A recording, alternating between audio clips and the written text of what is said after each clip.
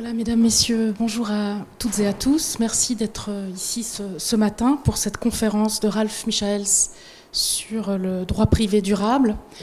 Je ne parlerai pas trop longuement ici, mais Ralph Michaels est directeur de l'Institut Max Planck de droit privé comparé et international à Hambourg, en Allemagne, depuis 2019.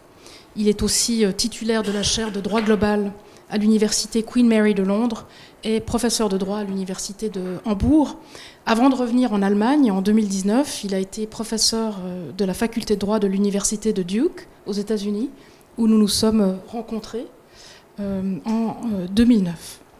Ralph Michaels est spécialiste de droit international privé, et notamment des rapports entre droit international public et droit international privé. Et vous comprenez donc pourquoi il est cher et ses travaux sont chers à mon cœur. Il est aussi spécialiste de droit comparé et de théorie du droit. Ses recherches actuelles portent sur différentes questions, comme le droit comparé des coloniales, les conflits de droit, les fondements théoriques du droit international privé et plus généralement le pluralisme juridique. Il vient d'éditer un ouvrage collectif très important, à paraître encore, je crois, ou qui vient de paraître, que je vous recommande, sur les fondements philosophiques du droit international privé, en anglais, qui est un très bel ouvrage. La conférence qu'il nous propose ce matin porte sur la possibilité et la nécessité d'un droit privé durable. Elle se situe au croisement de toutes les expertises de Ralph Michaels. Nous sommes très honorés, ici à la chaire et au Collège de France, d'accueillir ce collègue. Merci beaucoup, Ralph, d'avoir accepté notre invitation et d'avoir accepté aussi de parler en français, ce qui est très agréable pour nous tous. Merci infiniment. Vielen Dank und willkommen. Merci Samantha.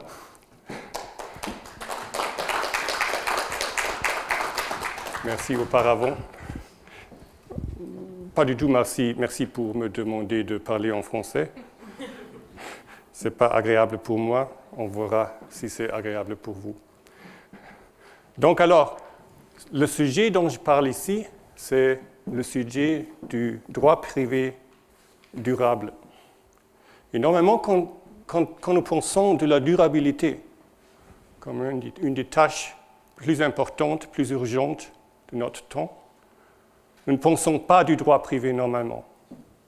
Nous pensons que le droit privé, c'est le droit des relations bilatérales, dyadiques, c'est le droit de l'économie, c'est le droit de la famille, ce n'est pas le droit des grands problèmes existentiels du monde.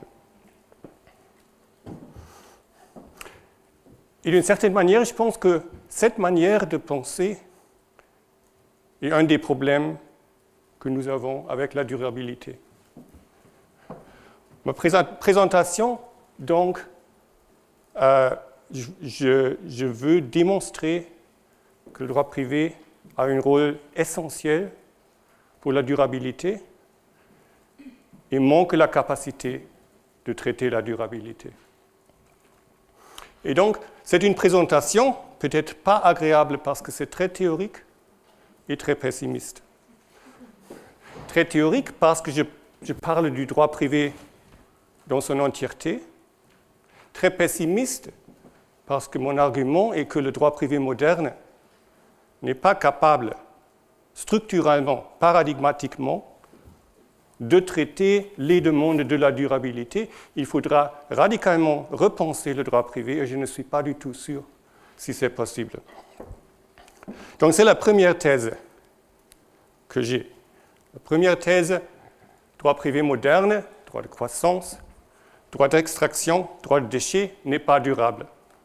N'est pas durable, ça veut dire deux choses. Le droit privé n'est pas durable et le droit privé ne sert pas à la durabilité. Normalement, la solution pour les insuffisances du droit privé, c'est le droit public. Et donc, ma deuxième thèse, le droit public n'est pas une solution. Normalement, le droit public est une solution pour les problèmes grands, communs, etc. Ici, ce n'est pas une solution. Première raison, parce qu'on parle de la nature, de l'environnement, du futur, et c'est au dehors du droit public aussi. C'est une troisième, en dehors du droit privé et du droit public. Deuxième raison, parce que ce que nous avons, ce sont les limites planétaires, les limites absolues. Et c'est pour cette raison que le mode normal que nous avons. L'externalisation des problèmes n'est pas possible, il n'y a plus d'externalité. Et donc, dernière thèse très courte, il faudra repenser le droit privé. J'aurai des idées très simples, très schématiques. Et je ne suis pas du tout sûr si ça sera possible. Mais je pense quand nous tous mourrons, nous saurons pourquoi. Alors, la structure de ma présentation. Je commence avec une introduction de ce que je parle le droit privé, que j'appelle le droit privé moderne. J'introduis brièvement le défi de la durabilité. Je parle de deux problèmes, le problème de tridimensionnalité et le problème des limites planétaires. Je finis avec des idées pour repenser le droit privé. Commençons. Quand je parle de droit privé moderne, c'est d'une certaine manière, c'est ce qu'on appelle droit privé traditionnellement, les doctrines traditionnelles du droit privé. Droit de la propriété individuelle, droit des contrats, droit de la responsabilité civile, droit international privé. Ce sont les doctrines, les institutions traditionnelles du droit civil, du droit privé. Et c'est ce dont je parle ici. Je présume qu'il y a une différence entre droit privé et droit public, mais je ne le démontre pas et il n'importe pas beaucoup pour mon argument quoi exactement c'est cette différence entre droit privé et droit public. Ce qui est important est que je parle du droit privé moderne. Donc ces doctrines viennent du droit romain, sont très anciennes. Le droit privé moderne, c'est ce qui est le problème de la durabilité. Ça commence, bien sûr, on pourrait dire, avec l'introduction, l'invention de ces institutions au droit romain. Donc le contrat, la propriété, les responsabilités civiles, le délit, pas le droit international privé, mais toutes les autres institutions viennent du droit romain. Et ça, c'est intéressant pour deux raisons pour nous. L'une, ce sont des institutions assez abstraites. Les Romains les inventent, mais nous les avons toujours dans une société dramatiquement différente. Nous avons toujours la propriété, le contrat, etc., etc. La deuxième chose, même en droit romain, le droit privé sert déjà à l'extraction, ce que j'appelle l'extraction. Il y a esclavage, l'extraction du travail des hommes. Il y a l'émancipation, il y a la famille, il y a des hiérarchies dans les familles. Donc c'est déjà une société pas égale, mais avec un droit qui a la fiction d'égalité. Droit privé, droit d'égalité, droit de la fiction de l'égalité. Donc, même en droit romain, on peut voir que le droit privé sert à l'extraction, sert à la hiérarchisation, dans la guise avec la fiction d'une égalité. Ça devient plus fort plus tard. Quand on voit le droit privé néoscolatique du XVIe siècle, nous voyons deux développements parallèles et parallèlement importants. L'un, c'est l'abstraction des idées du droit privé. C'est dans ce temps ici qu'il y a les notions générales. Au droit romain, il y a les contrats spécifiques. Il n'y a pas plus ou moins un droit général de contrat. Ici, on l'invente. Au droit romain, on n'a pas une institution générale de délit, de responsabilité civile. Ici, on l'invente. Et la deuxième chose que font les néoscolatistes, l'école de Salamanca, c'est la juridification de la colonisation. C'est le siècle de la colonisation en grand style, l'Amérique du Sud. Et ce sont les mêmes juristes qui inventent le contrat général, l'idée du contrat, l'idée de la personne, l'idée de la propriété, et qui trouve la légitimation juridique de la colonisation. Et cette parallélité n'est pas accidentelle, parce que l'abstraction devient nécessaire en face à un monde plus grand, plus général, pas totalement chrétien. Donc il faut l'abstraction, mais il faut aussi les notions abstraites de propriété, d'appropriation, de responsabilité civile, afin de justifier, légitimer la colonisation, justifier l'extraction de propriété des gens dans les colonies. Et le droit privé, dans ce temps ici, sert à nouveau à l'extraction et à la croissance, évidemment la croissance économique en Europe par droit privé, par colonisation, par extraction des ressources. Un exemple simple, la théorie de l'appropriation de propriété de John Locke, très bien connue. Comment Locke dit comment est-il possible d'approprier quelque chose, de devenir propriétaire d'une chose. On mêle son travail avec l'objet. Ça ne suffit pas de toucher l'objet, il faut mêler son travail avec l'objet. Et c'est une théorie, évidemment, qui justifie les colonisateurs en Amérique du Nord, parce que les indigènes ne mêlaient pas son travail.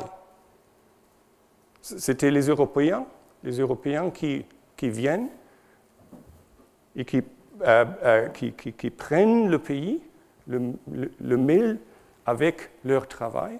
Et donc ça justifie l'extraction, parce que cette thèse d'appropriation est une thèse d'extraction. Il faut faire quelque chose avec l'objet.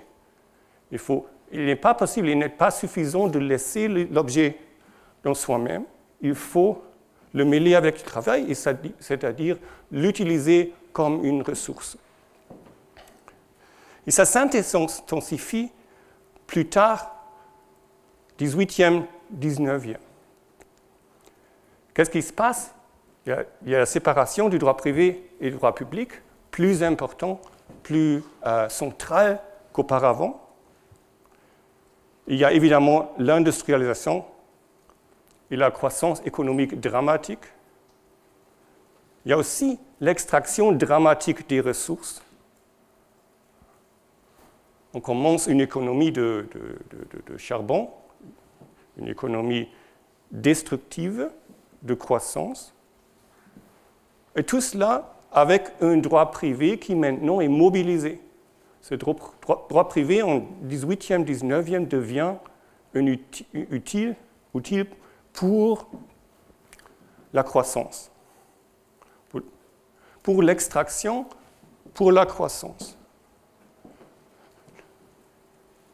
La liberté des contrats leur rend possible d'avoir des contrats d'extraction, de travail, de ressources naturelles.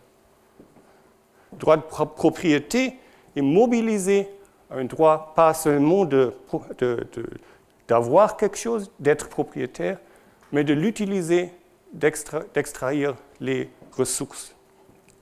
Et donc ici, au même temps que nous trouvons l'industrialisation et les origines des destructions que nous voyons maintenant, c'est le même temps où nous trouvons un droit privé qui sert à faciliter tous ces procès.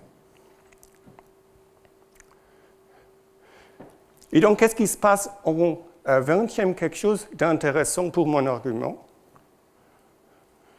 Il y a une vision ouvertement instrumentale du droit privé. Le droit privé n'est pas non plus seulement quelque chose pour une justice entre les parties, c'est un instrument pour réglementer la société par des incentives, la responsabilité civile comme un instrument de réglementation, etc., etc. Au même temps, quelque chose qui se passe, c'est la socialisation nationale et la croissance internationale. Qu'est-ce que ça veut dire? L'extraction du travail en Europe cesse plus ou moins avec l'État social. On peut résoudre ce problème. C'est un problème du 19e, l'extraction, l'exploitation énorme des travailleurs. Et ça cesse plus ou moins au 20e. Et comment est-ce que c'est possible? Parce qu'on a une richesse relative en Europe, mais ça coûte au sud global. Donc on a cette croissance en Europe, et puis on a la socialisation, l'équité en Europe, mais ça coûte dans la colonisation en premier, et puis quand on trouve les droits de l'homme, etc.,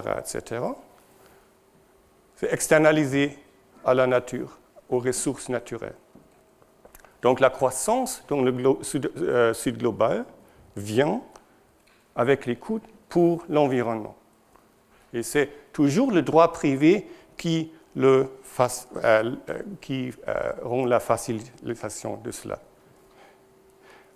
Et donc, ce qu'on a en droit privé moderne, c'est un droit de croissance, d'extraction, de destruction créatrice. C'est nécessaire, le droit privé, depuis toujours, mais certainement depuis le 18e, 19e, est un instrument de croissance, de déchets et de destruction créatrice, comme le dit Schumpeter.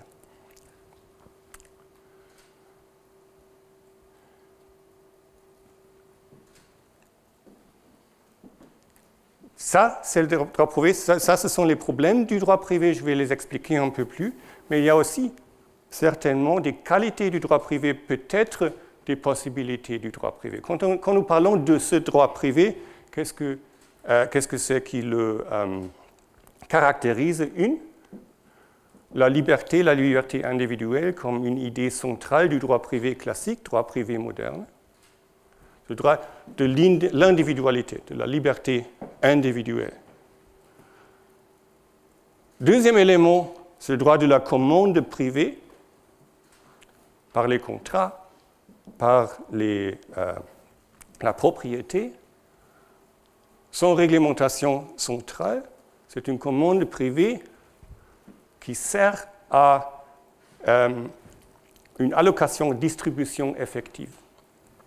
L'argument bien connu de Hayek, que les marchés savent plus bien que l'État où allouer les ressources dans la société. Troisième élément, évidemment, une idée de justice corrective. Et la quatrième idée, la seule idée qui est la plus importante pour mon argument, l'internalisation des externalités. Qu'est-ce que ça veut dire? Que sont les externalités? Les externalités, ce sont des effets à l'extérieur de la relation ou de l'institution que nous observons. Premier exemple ici, la propriété privée, exemple bien connu. Le problème s'appelle la tragédie des biens communs. Prenons une forêt, la sylviculture. Si chacun est libre de couper autant d'arbres qu'il le souhaite, la forêt disparaîtra. Pourquoi? Parce que chacun veut le nombre maximal d'arbres pour soi-même et n'est pas intéressé en laissant les arbres qu'il faut pour la durabilité de la forêt. Il serait rationnel de limiter la coupe des arbres, mais aucun individu n'est incité à le faire car le bénéfice marginal qu'il retire de la réduction du nombre d'arbres qu'il coupe est inférieur à sa perte marginale. Et donc la forêt disparaît. L'exemple normal, c'est l'exemple avec les pêches dans l'océan. Mais ici, ça marche aussi avec les forêts parce que c'est dans la sylviculture que l'idée de durabilité est inventée. Parce que qu'est-ce que c'est la solution traditionnelle? La solution traditionnelle à ce problème, c'est la propriété individuelle, propriété privée. Chacun possède une part de la forêt et personne ne coupera donc plus d'arbres qu'il n'est possible de le faire pour assurer la durabilité. Moi, je suis propriétaire d'une part de la forêt et pour cette raison, je suis intéressé de maintenir un certain nombre d'arbres pour le futur. Je ne veux pas couper tous les arbres en même temps parce que la forêt disparaîtra. Je veux couper seulement un nombre de ceux-ci. Et c'est ici, en vérité, que l'idée de Nachhaltigkeit, l'idée de durabilité émerge. C'est un argument d'externalité. Ici, dans la propriété commune, il y a des externalités à mes actions. Je coupe les arbres et ça cause des externalités pour les autres, parce que je détruis la forêt. Ici, il me faut internaliser les coûts de mes actions, et donc il n'y a plus d'externalité. C'est l'argument idéalisé ici de la propriété privée. Même chose évidemment avec le contrat. Le contrat, l'idée est une commande privée comme la liberté individuelle et comme une gouvernance décentralisée, où les parties font un contrat. Comme ça, Jacques a coupé des arbres qu'il estime à 10 €, Jeanne évalue les arbres à 20 €, il y a un contrat de vente pour 15 € et Jacques et Jeanne ont chacun réalisé un bénéfice de 5 €, pas 10 €, 5 €. Et important aussi, aucun n'a subi de perte parce que ça reste dans la relation bilatérale entre Jeanne et Jacques. Et donc, à nouveau, il n'y a pas d'externalité, en théorie, dans le modèle ici. Troisième exemple où ça marche, la responsabilité civile. Que fait la responsabilité civile? Quand j'ai une usine à côté de la forêt, je produis quelque chose, et j'ai produit aussi des émissions, et les émissions détruisent la forêt. C'est mauvais pour la forêt. Et que fait le droit de la responsabilité? Le droit de responsabilité me donne l'obligation d'indemniser le propriétaire de la forêt pour les dommages subis. Et donc, ce que se fait aussi, le droit de responsabilité, j'internalise les externalités de mes actions. Les émissions de mon usine, ce sont des externalités, c'est quelque chose au dehors, avec des causes à des tiers parties. Et le droit de responsabilité a la fonction de me forcer d'internaliser ces externalités. Le quatrième exemple, le droit privé international. Le droit privé international, beaucoup de fonctions. Une est de rendre les droits subjectifs enforçables transfrontièrement. Donc j'ai un droit subjectif, un droit français, c'est le droit privé international qui le facilite d'enforcer ce droit subjectif de droit français dans tous les autres pays, plus ou moins. Donc, ce qui est un peu surprenant ici, et le problème qu'on peut appeler le problème de perpétuum mobile. Perpétuum mobile, si vous vous rappelez, c'est une machine qui n'utilise aucune énergie externe et quand même produit de l'énergie internement. Et nous savons que ce n'est pas possible. Mais en droit privé, nous pensons que c'est possible.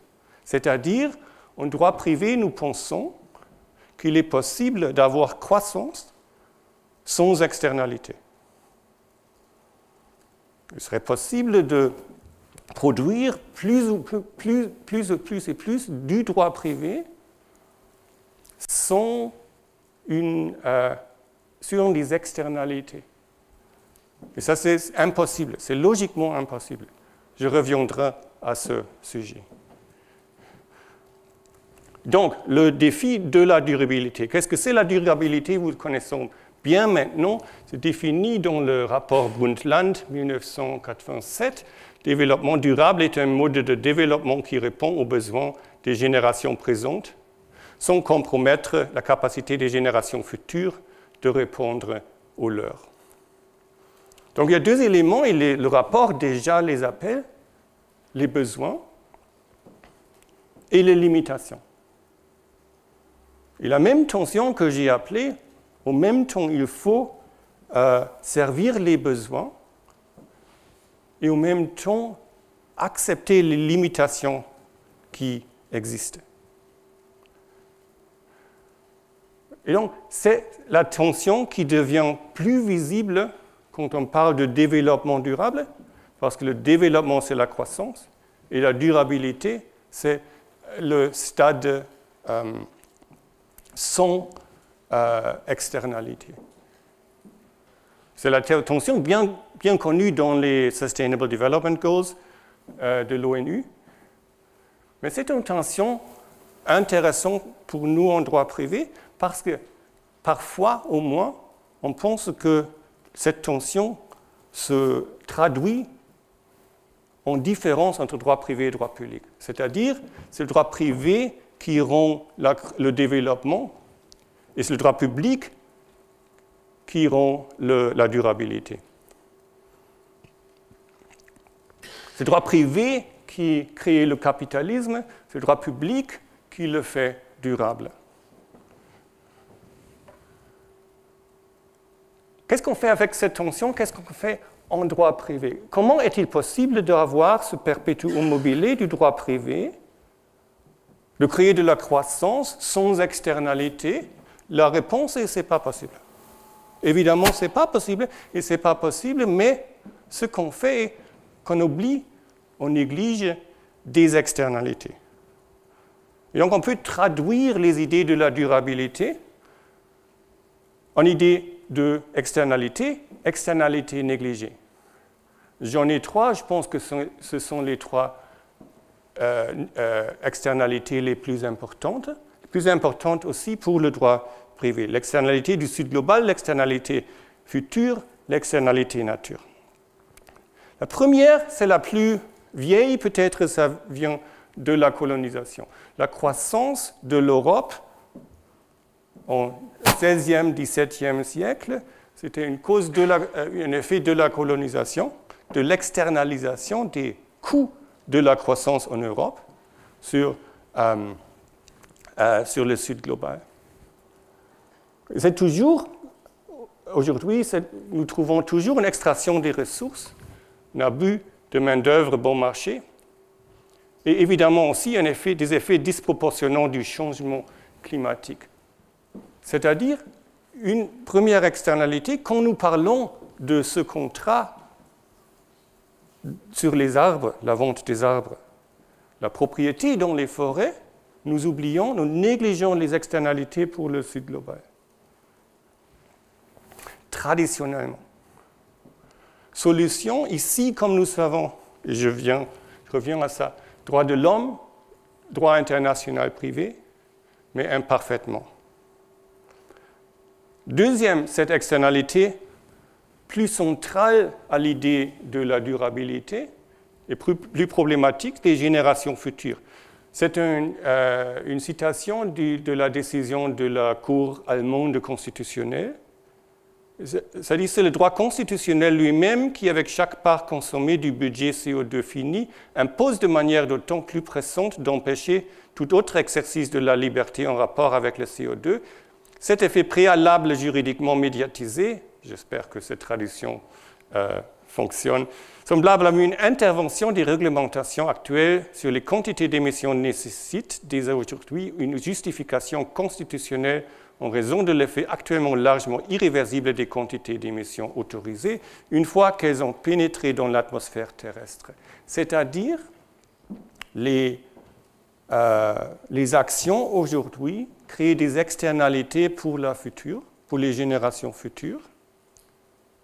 Et la Cour dit que constitutionnellement, c'est nécessaire de légitimer les actions aujourd'hui vis-à-vis les coûts pour les générations futures. Le CO2 que nous émettons aujourd'hui crée des dommages pour les générations futures. Et ce sont des externalités qui existent dans nos actions aujourd'hui. Deuxième exemple d'externalité normalement négligée. Troisième exemple, la nature, ce qu'on appelle parfois l'environnement. Évidemment, l'extraction des ressources, l'abus de l'environnement, le déchet, tout cela est bien connu. Mais souvent, ce n'est pas considéré dans les discussions du droit privé. Quand nous avons la vente des arbres, nous pensons des coûts sur la forêt, évidemment. Ce sont les externalités internalisées par la propriété. Mais pas le déchet, pas le CO2 des feux que nous faisons des arbres, la transportation, tout cela n'est pas apparent dans nos analyses des interactions du droit privé.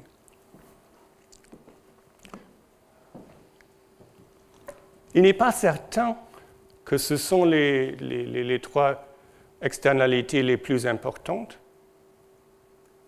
ou que ce sont les seules externalités qu'il y a ici.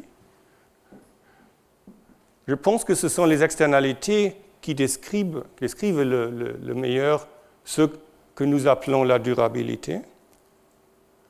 Mais ce qui importe aussi ici est que c'est nécessaire pour le droit privé de négliger certaines externalités. Il n'est pas possible de justifier le droit privé moderne avec sa croissance et avec l'argument qu'il internalise ces externalités sans négliger des externalités, sans oublier des externalités. Et donc toujours, quand nous parlons en droit privé de la justification d'internalisation des externalités, c'est toujours un mensonge. C'est toujours un mensonge quand il y a de la croissance, quand nous pensons que le droit privé peut servir à la croissance. Alors, que sont les solutions traditionnelles à ces problèmes d'externalité?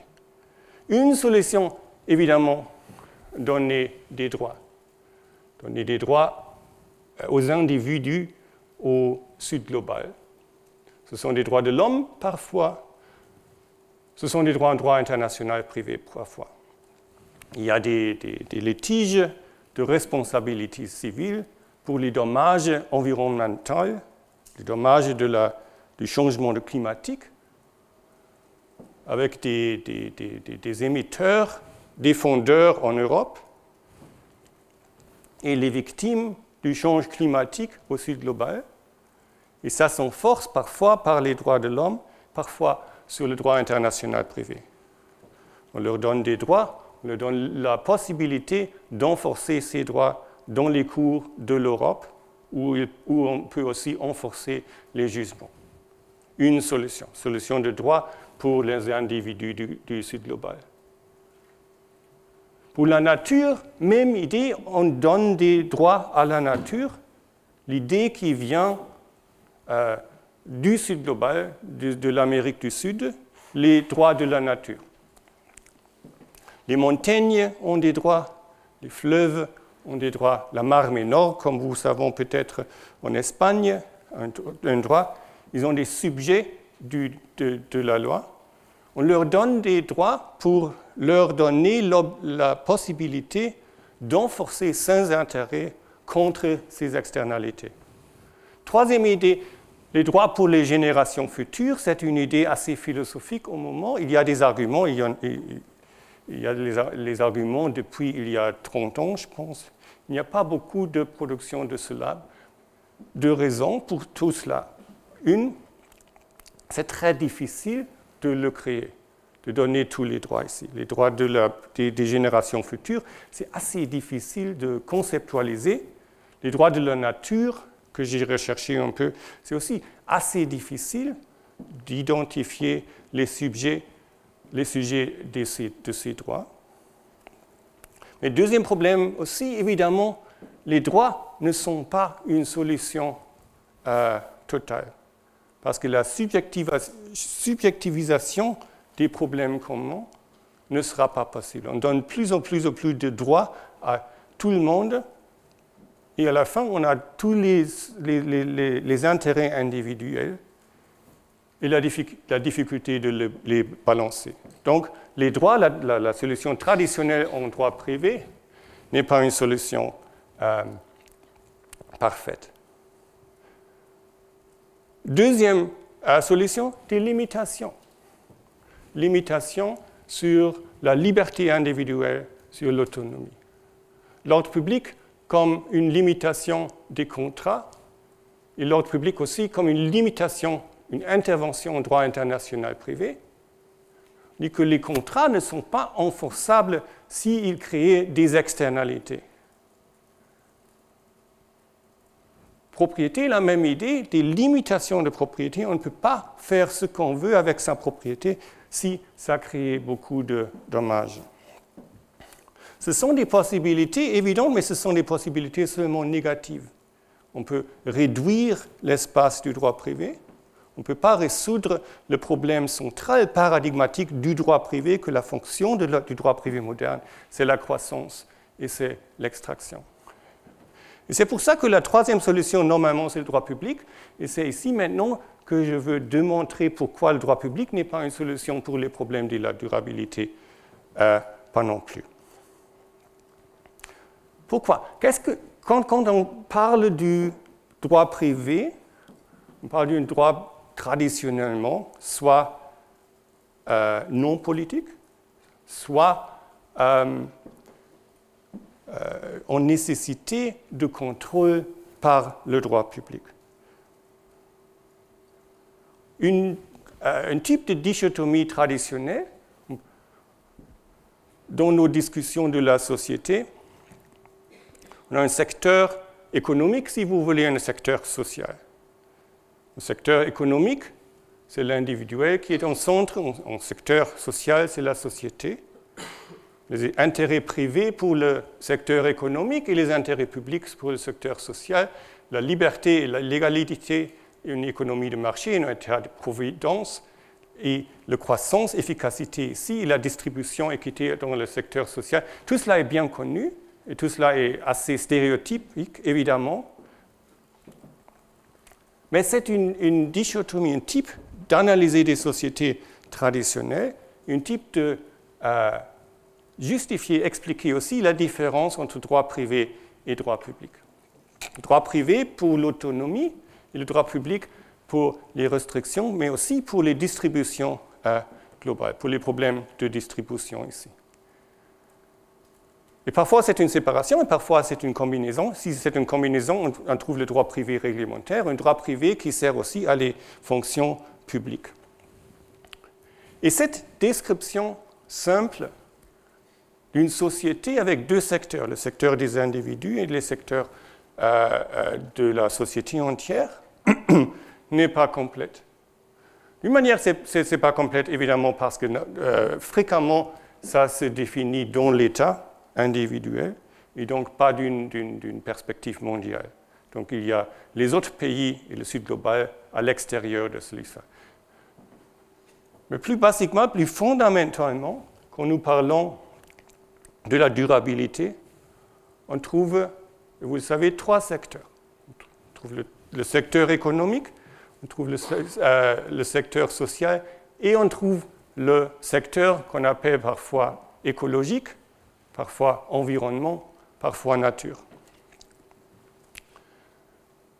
Tout ce qu'on fait normalement quand on balance les intérêts sociaux et les intérêts individuels est ici, ce qui s'appelle ici équitable.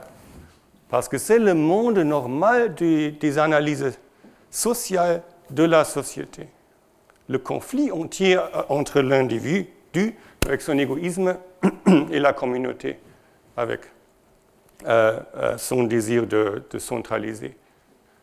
Et on ne parle pas des intérêts écologiques. On parle parfois, évidemment, des intérêts écologiques comme des intérêts publics. Notre attitude normale est de traiter les intérêts écologiques comme des intérêts communs. Pourquoi? Parce que ce sont des intérêts qui transcendent les intérêts individuels. La protection de l'environnement, la protection de la nature, la biodiversité, tout cela, ce sont des victimes d'externalités des actions individuelles. Et c'est pour ça que nous pensons que la solution se trouve en droit public. Mais vous voyez ici pourquoi la solution ne se trouve pas en droit public.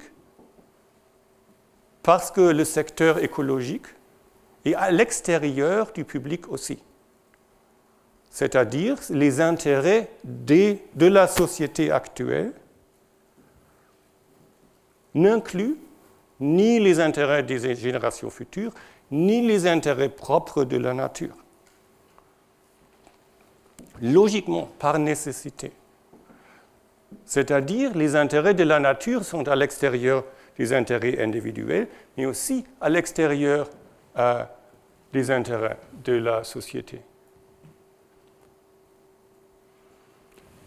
Si vous pensez que dans une démocratie, on décide par majorité, c'est la majorité des voteurs, et les voteurs incluent ni les générations futures, ni la nature. Et c'est la raison qu'on connaît en théorie politique pourquoi aujourd'hui nous ne faisons pas assez pour éviter, pour combattre le changement climatique. Parce que nous externalisons les coûts de nos actions aujourd'hui aux générations futures et à la nature. Donc, le même problème qui existe pour le droit privé, les externalités, existe aussi pour le droit public vis-à-vis ces externalités que j'ai appelées les externalités négligées. Les externalités pour le Sud global, parce que dans un système de droit national, les voteurs français externalisent les coûts de ces actions aux autres pays. Et même dans un système mondial, on externalise toujours les coûts de nos actions aujourd'hui aux générations futures et les actions humaines au secteur non humain. Et donc, la distinction traditionnelle ici entre droit privé et droit public ne sert pas à beaucoup. La distinction importante, maintenant, devient la distinction entre le droit humain, privé et public, et le droit non humain, le droit qui concerne les hommes qui ne sont pas encore ici, qui ne vivent pas encore, et la nature. Donc ce qu'il faut, c'est une tridimensionnalité de la durabilité. Quand on parle de liberté et égalité, on a une troisième que j'appelle ici responsabilité. En addition aux intérêts privés et intérêts publics, il vient les intérêts planétaires. À l'extérieur de l'économie de marché, État-providence, tout cela, ce sont des États toujours. On a quelque chose que j'appelle ici la biosphère. Je ne suis pas sûr si c'est la notion plus bonne pour cela. Et en plus, à leur croissance et la distribution, il y a la viabilité pendant le temps.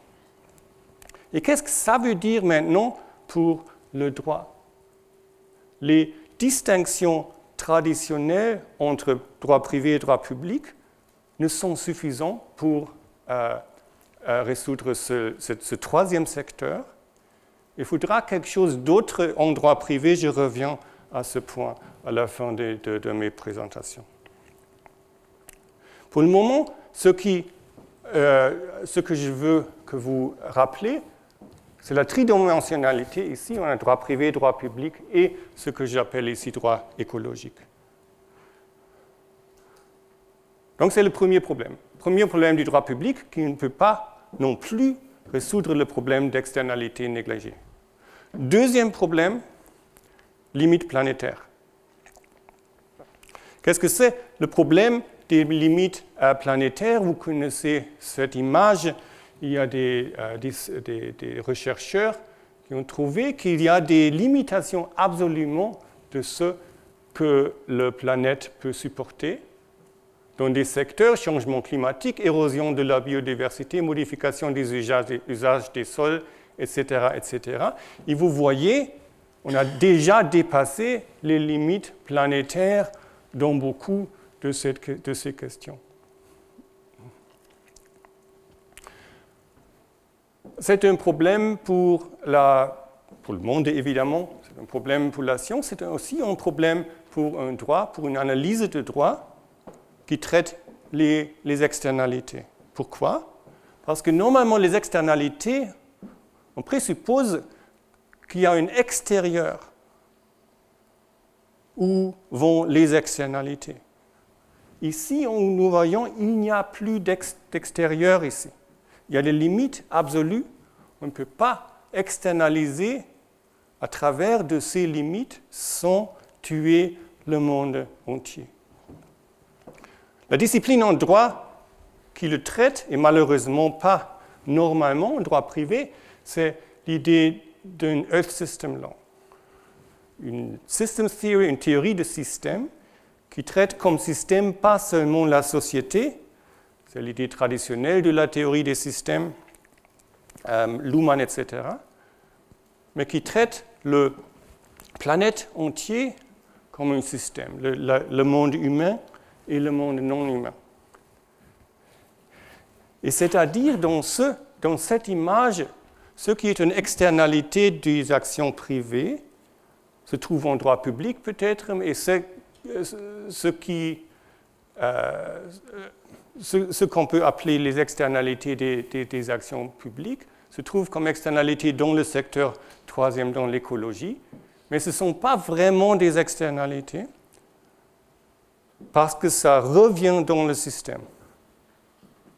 Il y a des effets nécessaires dans ce système de ces externalités, ce que nous voyons maintenant, parce que on a externalisé les coûts de nos actions industrielles, les émissions CO2 au climat, mais ça revient maintenant avec les catastrophes climatiques que nous trouvons.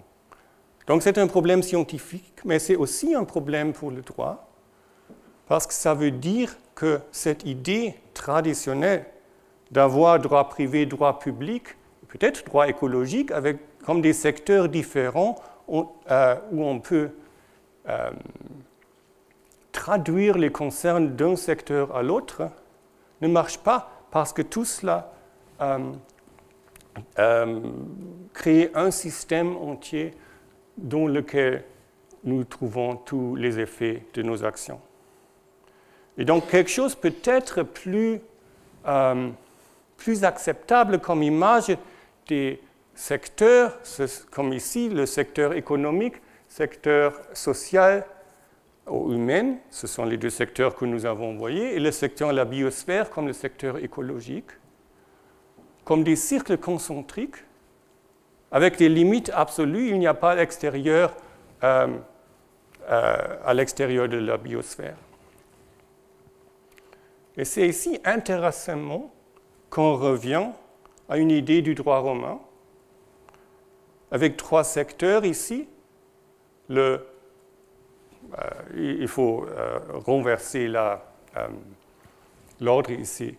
Le plus petit cercle, c'est le jus civil, c'est le droit pour les citoyens romains, le droit privé, si vous voulez.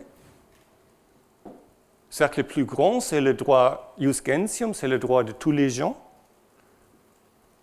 Et puis, le plus grand cercle pour les Romains, c'est le droit naturel, c'est le droit de la nature, un droit pour les hommes et pour le monde non humain en même temps. Une idée qu'on trouve qu'il y a des droits, qu'il y a des lois pour les hommes et les lois pour la nature, et ils ont la même structure, qu'on trouve jusqu'au XVIIIe siècle, si vous voulez. On trouve dans Montesquieu, par exemple, les droits de la nature et les droits des hommes. Et c'est Puis, avec l'industrialisation, avec la nécessité de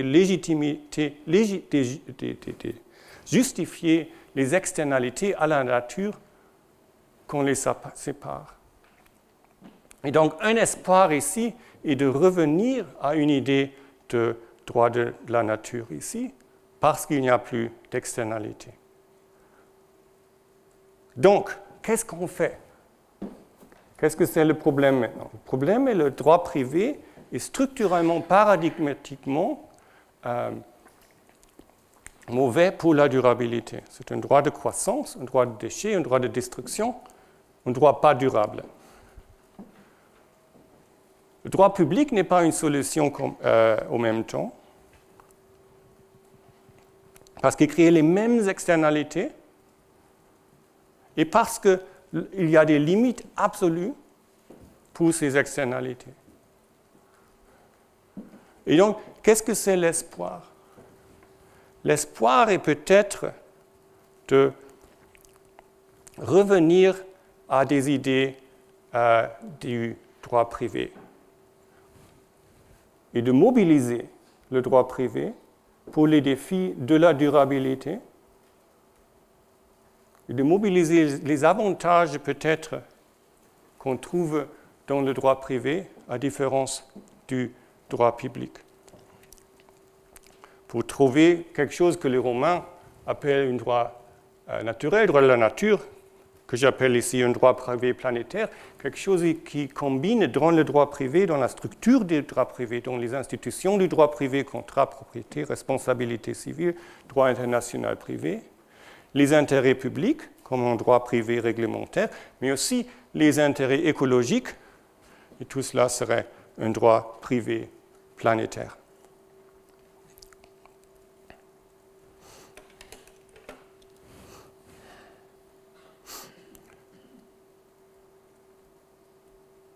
Donc, comme idée, il faudrait supplémenter l'idée de la liberté avec l'idée de la responsabilité. Ce n'est pas nouveau, évidemment. L'idée d'une liberté absolue, l'idée d'une liberté sans responsabilité est une idée relativement récente, une idée de la modernité, une idée du 18e, 19e siècle qui vient avec l'industrialisation, avec l'externalisation des coûts de nos actions sur la nature, etc. Et donc, si on veut retrouver une idée de liberté responsable, on revient à un temps plus ancien, mais pas quelque chose d'impossible dans l'humanité. Deuxième élément d'un droit privé repensé, les avantages de la commande privée. Quels sont les avantages de la commande privée? Un, l'avantage d'information. Les individus, l'argument de Hayek, les individus savent mieux ce qu'il faut, ce qui est nécessaire, que l'État. Et les individus peuvent transmettre ou avoir des interactions plus effectives, plus rapides, plus bien concentrées que l'État. Et traditionnellement, ça sert à la croissance, aux intérêts individuels. Maintenant, ça sert à des intérêts de responsabilité, des intérêts écologiques, mais en même temps, ce sont les structures, ce sont les avantages institutionnels du droit privé de le faciliter. Le droit public est une solution à l'égoïsme du droit privé. Ce n'est pas une solution aux avantages structurels du droit privé, d'avoir les institutions qui facilitent la commande privée et qui facilitent théoriquement aussi l'internalisation des externalités. Je reviens à cela.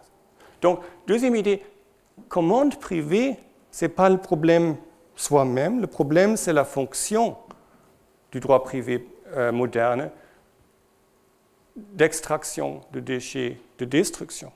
Mais les contrats, par exemple, sont des modes très effectifs pour éviter, par exemple, des déchets, par revendre le déchet quand ils ont toujours une valeur. La propriété est un problème quand la propriété sert à l'extraction, à la destruction, mais la propriété individuelle aussi a la possibilité pour le propriétaire de déterminer ce qu'il faut écologiquement faire avec leur maison, leur usine, etc. et de le faire responsablement avec son information décentralisée. Donc si on peut repenser fonctionnellement le droit privé comme un droit de responsabilité écologique, les institutions du droit privé maintiennent leur avantage structurel vis-à-vis du droit public.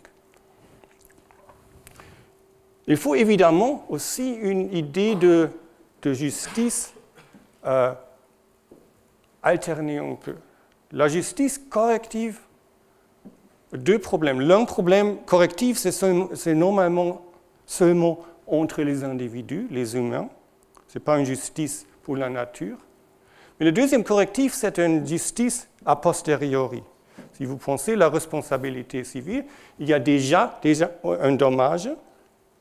Et puis, il y a un autre dommage parce que quelqu'un doit payer, indemniser la victime du premier dommage. A posteriori, ça correcte quelque chose. Et ce qu'il faut, c'est une justice qui maintienne les choses. Et moi, je l'appelle ici la justice écologique. Ce n'est pas totalement développé, mais ça serait une idée de justice pour le droit privé ici. Et finalement, et ça c'est le plus difficile évidemment, c'est la nécessité d'internaliser toutes les externalités. Nous avons vu que structurellement, paradigmatiquement, le droit privé moderne néglige certaines des externalités. Sinon, il ne serait pas possible d'être un droit de croissance. Face au défi de la durabilité, ça sera plus possible d'avoir un droit privé de croissance parce que la croissance n'est pas durable. Mais on peut aussi le démontrer, le conceptualiser comme un droit qui internalise toutes les externalités. Parce que quand le droit internalise toutes les externalités, le problème de perpétuum mobile disparaît, le problème de créer des externalités, mais le perpétuum mobile, qui est une description de durabilité, si vous voulez, est possible dans une manière systématique. Qu'est-ce que ça veut dire finalement pour les institutions traditionnelles du droit privé? Comme j'ai dit, j'ai des principes généraux ici, je n'ai pas des doctrines systématisées. Mais il sera possible peut-être de repenser la propriété individuelle comme gérance, comme stewardship. Donc, le propriétaire peut faire ce qu'il veut avec son propriété, mais ce qu'il veut, ça sera aussi ce qui est responsable, parce que le propriétaire tient la propriété dans l'objet comme gérant pour la planète, pour le monde entier. À nouveau, ce n'est pas une idée extrêmement nouvelle, c'est l'idée traditionnelle de la propriété dans beaucoup de communautés du monde. Qu'il y a quelque chose qu'on peut appeler propriété, mais ce n'est pas une propriété absolue, pas une propriété absolument individuelle, c'est une propriété gérante, soit pour la famille, soit pour la communauté, soit évidemment pour le monde entier. Il faudrait repenser les contrats. Traditionnellement, on pense les contrats comme des situations de win-win, comme je les ai expliquées. Il y a des profits pour Jeanne et des profits pour Jacques. Dans un système complet sans externalité, ça nécessite qu'il y a des coûts pour les tiers, soit les générations futures, soit la nature, etc., etc. Ce qu'il faut, c'est un droit de contrat de win-win-win ou de 0-0-0, quelque chose qui ne produit pas d'externalité. Et les idées, à nouveau, nous trouvons au moment dans les idées sur l'économie circulaire. Assez utopique, évidemment, mais c'est ici que les contrats ne sont plus bilatéraux, avec des externalités sur les tiers, mais créer un système idéalement sans externalité. Troisième élément, la responsabilité civile. La responsabilité civile, comme j'ai dit, l'usine crée des émissions et puis paye de l'argent aux propriétaires de la forêt. Et ce n'est pas optimal parce qu'on a toujours les émissions et parce que ce n'est pas possible pour l'émission, pour l'usine, d'indemniser toutes les victimes de ces émissions. Nous le voyons aujourd'hui avec les litiges du changement climatique, que ce n'est pas possible d'indemniser toutes les victimes des émissions. Et donc, il faudra repenser le droit de responsabilité civile comme droit de régénération ou comme droit de sustenance. Éviter les dommages a priori ou régénérer ce qu'il y avait auparavant. Régénérer les forêts, régénérer la nature, etc. À nouveau, ce sont des idées qui existent aussi en droit privé. Il faut repenser, je n'ai pas parlé du droit de la protection des consommateurs, il faudra repenser le droit de protection des consommateurs comme un droit de protection des préservateurs. Le dernier qu'il faudra repenser, ça sera le droit privé international. Le droit privé international, comme développé au XIXe siècle, est un droit de croissance et de mobilisation, et donc d'externalité et de destruction de la nature. Le droit privé international du XXe siècle est un droit international privé plutôt social, qui évite les extractions des consommateurs, des travailleurs, etc., d'une certaine manière aussi du Sud global, parce qu'il y a la juridiction, extension pour les victimes, etc., etc. Il sera nécessaire, je pense, de repenser le droit international privé comme un droit de relocalisation.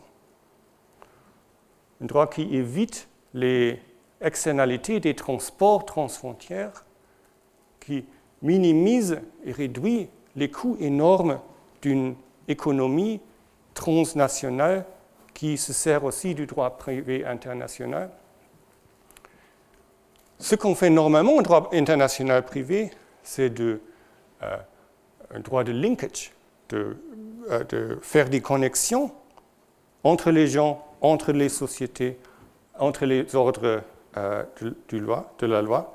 Il sera nécessaire aussi d'avoir une delinkage, une séparation, un retour à la suffisance des économies locales, et ça sera un défi du droit international privé.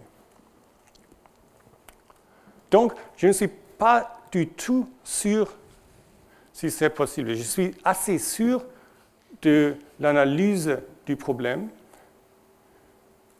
Le problème de durabilité est aussi un problème du droit privé.